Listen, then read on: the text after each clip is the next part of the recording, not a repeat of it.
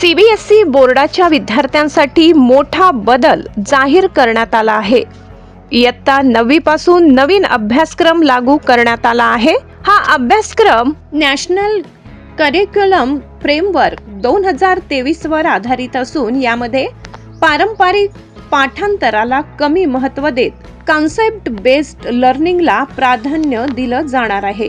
मात्र या बदलासोबतच एक मोठी अडचण समोर आली आहे। अनेक शाळांमध्ये नवीन पाठ्यपुस्तकांची कमतरता जाणवत आहे। त्यामुळे शिक्षक आणि विद्यार्थी दोघेही गोंधळात पडले असून शिकवणी आणि अभ्यासावर परिणाम होण्याची शक्यता व्यक्त केली जात आहे। एकीकडे शिक्षणात आधुनिक बदल होत असताना दुसरीकडे अंमलबजावणीत अडचणी दिसून येत आहेत। हा बदल विद्यार्थ्यांसाठी किती फायदेशीर ठरेल हे येत्या काळात स्पष्ट होणार आहे। तुमच्या मते हा बदल योग्य आहे का? कमेंटमध्ये नक्की सांगा।